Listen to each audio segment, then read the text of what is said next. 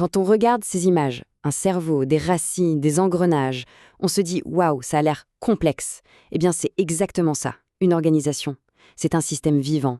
Et aujourd'hui, ce qu'on va faire, c'est décoder ensemble cette logique cachée qui fait tourner notre monde. Du plus petit club local aux plus grandes ONG internationales, on va voir ce qui les anime de l'intérieur. Allez, petite question pour commencer.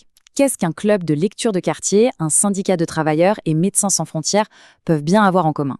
A priori, rien à voir, hein. D'un côté, un loisir, de l'autre, une lutte sociale, et enfin, une mission humanitaire à l'autre bout du monde. Tout semble les opposer. Et pourtant, il y a bien un truc fondamental qui les relie. Alors, c'est quoi ce lien secret? Eh bien, la réponse, c'est qu'ils font tous partie de la même grande famille, la famille des organisations de la société civile, les fameuses OSC. Alors ce sigle un peu barbare, qu'est-ce qu'il cache exactement? C'est ce qu'on va découvrir tout de suite. Alors, une OSC, c'est quoi au juste? C'est assez simple en fait, c'est un groupe de personnes qui se mettent ensemble autour d'un projet. Mais, et c'est là le point crucial, il y a une règle d'or, un truc non négociable. Le but n'est jamais, au grand jamais, l'enrichissement personnel.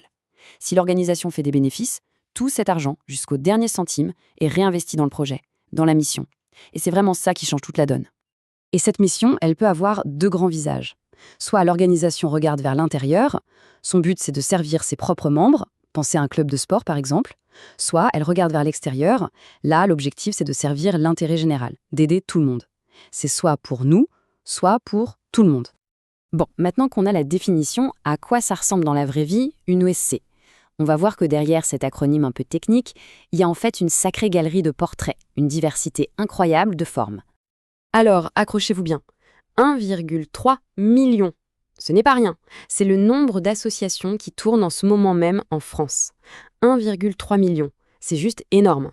Ça montre bien que ce monde associatif, ce n'est pas juste un petit truc à côté, c'est un véritable pilier de notre société, qui carbure grâce à l'énergie de millions de gens.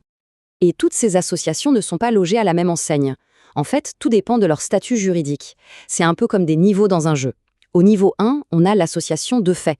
C'est le club de lecture entre amis, sans existence légale, elle ne peut pas faire grand-chose. Ensuite, niveau 2, l'association déclarée. Là, ça devient sérieux. Elle a une personnalité juridique, elle peut ouvrir un compte en banque, signer des contrats. Et enfin, le niveau supérieur, si on veut, la reconnaissance d'utilité publique. C'est le Graal, ça permet de recevoir des dons importants, des héritages, c'est le statut des très grandes causes. Mais attention, les OSC, ce ne sont pas que des associations. Le paysage est bien plus vaste. Il y a aussi les syndicats, bien sûr, dont le but est de défendre les intérêts des salariés. On a les fondations, où une fortune est mise au service d'une grande cause.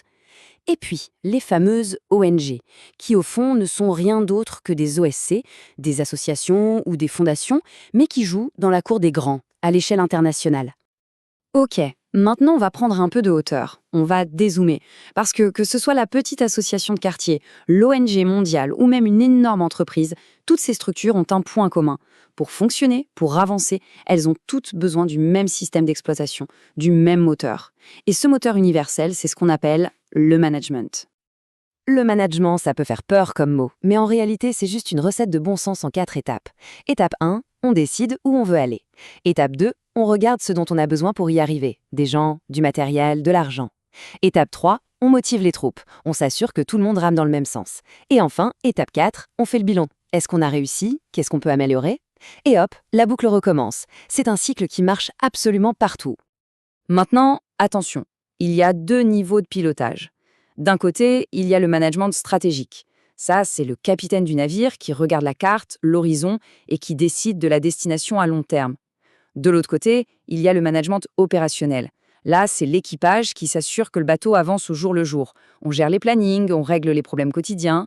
L'un, c'est la vision, l'autre, c'est l'action. Allez, encore un coup de zoom en arrière. On a vu le moteur interne. Maintenant, on va regarder ce qui se passe tout autour. Parce que c'est une vérité absolue, aucune organisation ne vit dans une bulle. Elle est toujours connectée à un environnement, un véritable écosystème. Et tous ces acteurs qui ont un intérêt dans l'organisation, on leur a donné un nom. Les parties prenantes. C'est un peu comme une toile d'araignée. Au centre, il y a les parties prenantes internes. Les salariés, les bénévoles, les dirigeants. Et tout autour, il y a les externes. Les fournisseurs, la mairie et bien sûr les gens qu'on aide. Le boulot du management, c'est un vrai numéro d'équilibriste. Il faut essayer de satisfaire tout ce monde alors que bien souvent leurs intérêts ne sont pas du tout les mêmes.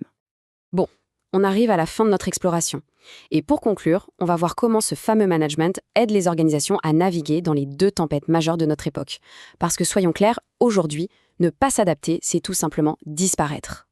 Le premier grand défi, impossible de passer à côté, c'est bien sûr la transformation numérique. C'est un véritable tsunami qui a tout balayé sur son passage. Notre façon de travailler, de communiquer, et même le cœur de nos missions, tout a été redéfini. Mais attention, qui dit transformation dit aussi nouveaux dangers.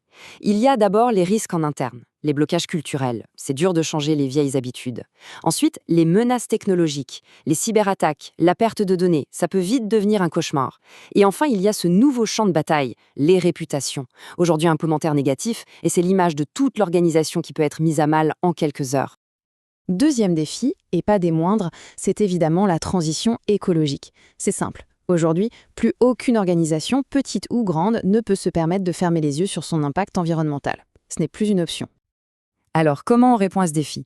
Eh bien, l'outil pour ça s'appelle la RSE, la responsabilité sociétale. L'idée de base, c'est d'intégrer les questions sociales et environnementales au cœur de la stratégie.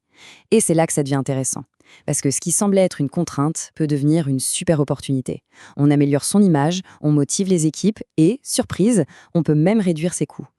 Voilà, on a fait un sacré tour d'horizon. On a vu ce qu'est une organisation, comment elle fonctionne et comment elle fait face au monde que l'entoure. Mais tout ça, finalement, ça nous amène à cette dernière question, une question essentielle. Face à un monde qui bouge à toute vitesse, quelle sera la prochaine grande mission de nos organisations? Quelle sera leur nouvelle raison d'être? Il n'y a pas de réponse toute faite, bien sûr. C'est à elles et à nous de l'inventer.